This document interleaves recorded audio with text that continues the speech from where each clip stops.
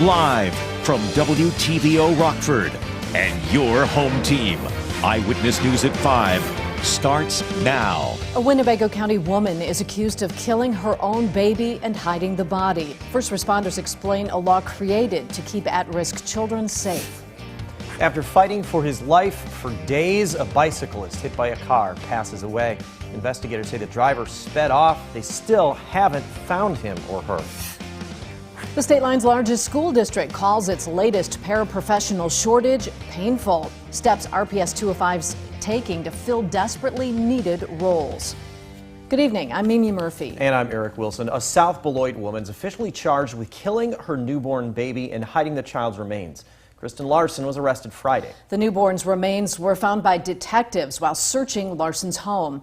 Rachel Perry joins us now. And Rachel, the story could have had a much different ending. Mimi and Eric, according to court records, Kristen Larson placed her newborn girl in a bucket back in June. She then moved that bucket into a spare bedroom. Police found the newborn 5 days later. Today, I spoke with the Rockford Fire Department on how laws like Safe Haven can prevent cases like this. Kristen Larson is charged with first-degree murder and concealing a homicide death. Winnebago County detectives and the South Beloit Police Department met with Larson at her home in June, where the remains of a baby girl were found. An investigation revealed the baby was born alive. Now Rockford Fire Department Division Chief Matthew Knott is breaking down safe haven laws and how they can protect a child. You're able to turn in a child to a staff fire station, law enforcement, or hospital within 30 days of that child's birth. Knott says a parent is only required to hand the child to a staff member. It's no questions asked, there's no prosecution, no nothing. It's just designed to provide a safe place for that child to go in case there's an issue. From there, the fire department transfers the baby to a hospital for a medical evaluation. He tells me crimes against children like baby Larson is a good example of why these laws exist. You know, we've all seen headlines before, and we've seen kind of, certainly,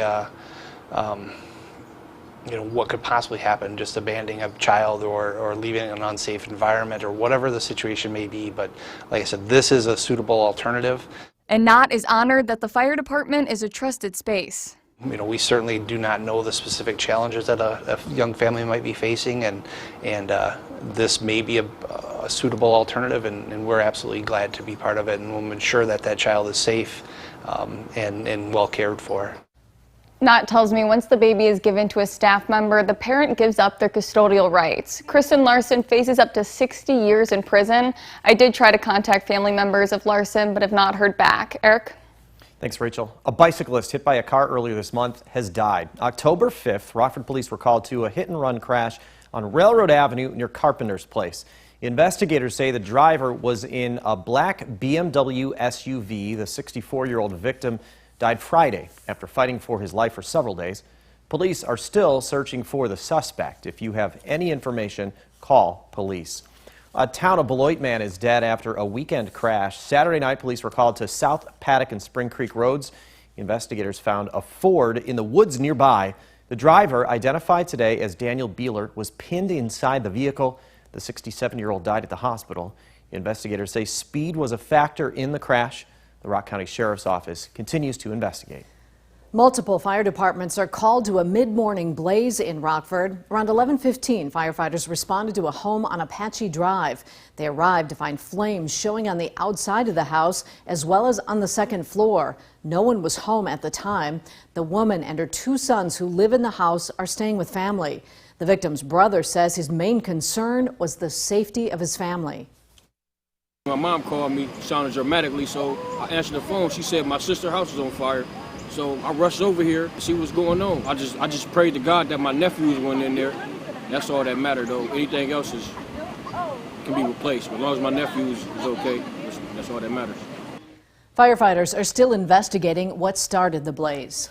After nearly 2 years without cashing in on Illinois marijuana revenue, Loves Park welcomes its first cannabis dispensary. The Happy Cannabis Company is hosting its grand opening celebration. Shops on Bell School Road near Riverside. It's an adult use only. The store's affiliate, Maple Glen Care Center in Rockford, handles medical use clients. A manager tells us the dispensary is set up to avoid long lines you might see at other shops. We've got a queueless line system, so there actually won't be any lines outside of the building. You can show up, you can get signed in on your phone, and you can just wait in your car, wait in a local restaurant until we let you know that you're ready to be signed in, and then you can come into the lobby. Grand opening is going on until 8 tonight. Customers can score complimentary gifts and free Olivo tacos. Paraprofessionals help students develop academically, emotionally, and socially. But some Rockford students are missing out on that one-on-one help due to a lack of educators to fill those roles. Now, RPS 205 is taking steps to find and keep qualified paraprofessionals on the payroll. Michelle Rave joins us now with more. Michelle? We've been reporting about shortages in almost every industry, and schools aren't immune. Paraprofessionals play a critical role in helping children learn, but now there's shortages unlike ever before.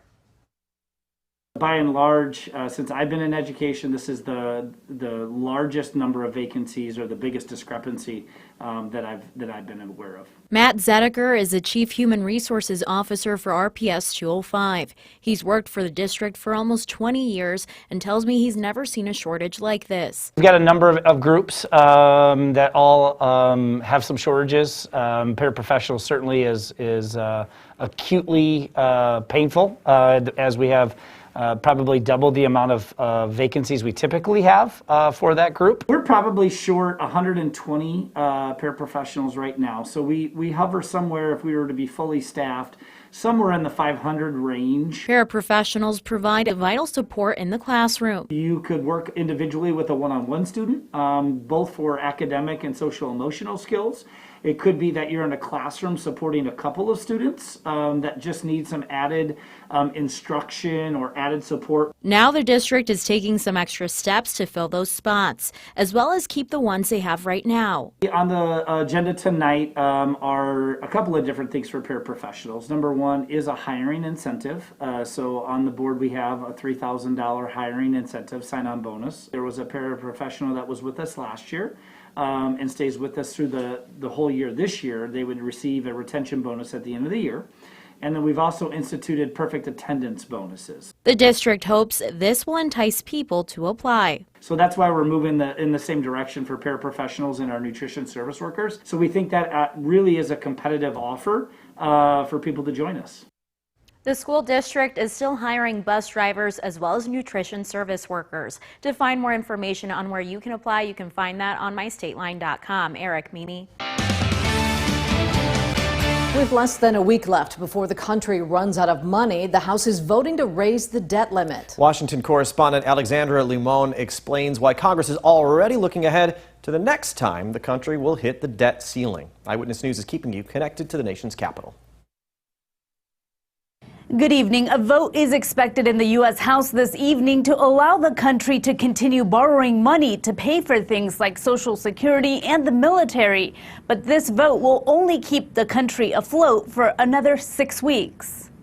Republicans were once again lining up to vote no on raising the nation's debt ceiling. While I recognize the necessity of addressing the debt ceiling, I continue to have grave reservations about the course the majority is following. Congressman Tom Cole complained about what he called a rushed process. Democrats aren't even willing to put up with an hour of debate on a measure that increases the debt ceiling by $480 billion. Cole said if the work had been bipartisan, then the votes would be too. But Democratic Congressman Jim McGovern says Congress has been debating the issue for weeks. It's absurd to somehow suggest that people don't know what we're doing here.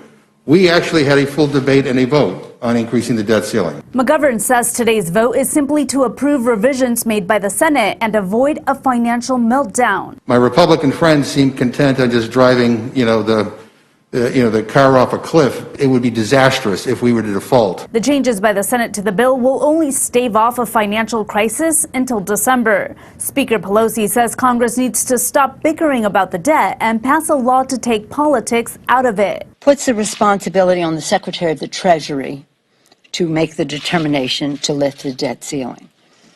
Democrats say they would prefer a more long-term solution to the debt ceiling to be passed by Congress in a bipartisan way, as it has been done more than 80 times in the past, including under the former administration. Reporting in Washington, Alexandra Limon. Now, your first warned weather forecast from Chief Meteorologist Candace King. Well, the day started off with plenty of cloud cover for all of us, but for some, we've been fortunate enough to see a little more sunshine through much of this afternoon and this evening. This is what it looks like right now down in Rochelle, looking off to the north and northwest. Cloud cover clearing out, temperatures climbing into the upper 60s and low 70s. A beautiful fall day. For others, it's been the cloud cover that we've been socked in here for much of this afternoon, and those areas still now in southern Wisconsin, right across the state line and to our east. In fact, you can kind of make out the kind of back edge of that cloud cover now working across far northern Illinois, starting to see a little bit of cloud cover rotate back in. So for some, we'll clear out just in time here as we get through sunset, but we'll keep that partly cloudy sky here as we go through this evening. Temperatures as a result of the cloud cover ranging a bit from the low 60s for most of us here underneath the clouds to the 70s where we've been able to see some sunshine. Today's definitely felt more fall-like, looking a little more fall-like too, following some of the rainfall we had. I have to say thank you to Joanne Allard for sharing in her fall picture. The fall tree, you've got the orange, the red, the yellow starting to take hold, a little bit more color starting to peek through here across the state line. See King at WTVO.com. That's where you can share your fall photos. Winds, you might notice a little more leaf cover on the ground thanks to kind of some blustery winds we've had the last couple of days. Our wind speed starting to lighten up just a bit. It's still anywhere from about 5 to 15 miles per hour coming in from the northwest. Those winds will actually turn light here as we go through the night tonight, and that will allow some patchy fog to develop. 66 our temperature in Rockford, 64 in Janesville, 67 now in Rochelle. You're still at 70 degrees down in Sterling. We've got a mostly sunny sky for our weather watcher Mike north of Forston, checking in at 61, 63 for our weather watcher Ben here in South Beloit. Through the overnight, had another 1/10 of an inch of rainfall. High pressure slowly working in for this evening, so it'll keep us nice and quiet, but we watch areas out to the west. We've got another fall low pressure system, this bringing snow out to the west along with severe weather east of the Rockies over the western plains. That will continue to strengthen over the next 24 hours, impacting us by this time tomorrow. And it's this time of year that we get these big fall storm systems that develop. You get the warmth out ahead of it, rain, thunder chances. On the backside, you get the cold and the snow as a result. So a sign of those transitions in the season. For us, we stay pretty quiet. No rain, no snow for us tonight. Cloud cover will slowly begin to thicken up though as we head throughout the morning tomorrow. As we start to see a little more moisture come in, we'll see a few showers begin to work through. This as we get closer to the noon hour. Warm front still to the south of us during much of the day, but that does pass through tomorrow evening, and that could bring us some showers, thunderstorms towards the evening, 6, 7, 8 o'clock. Cold front then is quick to follow. We'll keep that cloud cover around as we go throughout the afternoon on Thursday. Could see a couple of showers. Same thing here as we head into Friday. Temperatures will be a lot cooler here as we head in towards the weekend. So we're 54 degrees tonight. We've got a partly cloudy sky with that patchy fog up near 71. That'll be a little later in the day, especially once we're able to kind of pull that warm front up to the north. Temperatures, guys, here will stay in the 60s, low 60s as we head into the weekend. As I mentioned, might have to watch some gustier thunderstorms for tomorrow evening, so let's keep that in mind. We'll see that number climb back near 70 by Monday. Now, the Napleton Sports Desk with Sports Director Scott Leber. The Blackhawks are set to open their regular season tomorrow night in Colorado. The franchise has been on the outside of the playoffs looking in 3 of the last 4 years. The Hawks haven't won a playoff series since 2015, so can this be their rebound season?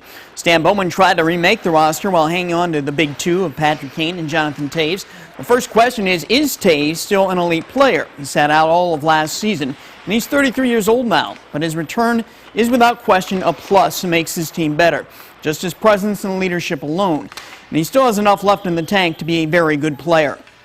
I like the additions of the Jones brothers and Jim McCabe to try to prop up the defense. The defense has been the Blackhawks' weakness in recent seasons. Last season, they ranked 24th in the NHL in goals allowed, and their PK unit ranked only 28th. Caleb Jones will be out 3 weeks with an injury. Seth Jones is the key, though. He needs to be in the hunt for the Norris Trophy to make the parting with 2 first-round picks and a second-rounder worth it. The addition of Marc-Andre Fleury was also big. I don't expect him to match his stats from last season in Vegas, but if he can come close to those, he's a big upgrade. The keys for the Blackhawks are the continued improvement of the younger guys, Kirby Dach, Alex DeBrincat, Pius Suter, Dominic Kubalik, and Brandon Hagel. If those guys another step up and the defense, led by Marc-Andre Fleury, improves, the Blackhawks will be a playoff team, but not a championship contender. The Ice Hogs open their season Friday night at Grand Rapids, and the Hogs will benefit from the Blackhawks having more depth this season, especially at the goaltender position. Look at this today. Malcolm Subban and Colin Delia were both on the ice for the Ice Hogs practice. Both of those guys have substantial NHL experience. And 22-year-old Swedish newcomer Arvid Soderblom looks like he could be a good one. With strong goaltending, the Ice Hogs should be in just about every game they play. Unlike last season, the Ice Hogs also have several returning players who know each other and have some chemistry. That should set the stage for a strong start to the season. Veterans Garrett Mitchell, Ryan Stanton, and Brett Connolly will provide stability. And Blackhawks former first-round draft pick Lucas Reichel should be fun to watch playing center. Alex Nylander, Andre Altabarmakian, and Isaac Phillips are strong prospects to keep an eye on. The roster is going to change drastically during the course of the season, as it always does, but right now, on paper, the Ice Hogs appear to be a very strong team. Candace will have a final peek at the forecast in a moment. But first, here's a look at what's to come on News Nation tonight. A steep fall from grace, John Gruden's swift resignation, what those bombshell emails revealed about the culture in the NFL, and how serious is the league about rooting out racism and homophobia. That's On Balance tonight. Now here's a look at Dan Abrams Live. Thanks, Leland. Tonight on Dan Abrams Live. Major GOP figures saying Trumpism is leading them to vote Democrat in New York Times and Washington Post editorials. But is that just media bubble talk, or is this a real movement? That's coming up tonight on Dan Abrams Live. You can catch News Nation tonight on cable and satellite stations you see here. You can also head to newsnation.com. We've got a few clouds out there for some this evening. Our first warning interactive radar, though, will stay dry as we go through the night tonight. Temperatures down around 54 degrees tonight. Could see some patchy fog into the early morning hours tomorrow. Cloud cover thickens up for Wednesday. High temperatures up near 71 for the afternoon. That'll be late into the afternoon. Got a chance for some showers midday and then a few thunderstorms tomorrow evening. Have to watch some gusty winds with those. Low 60s then by the end of the week. Candace. And thank you for spending a little of your time with us. Stay safe.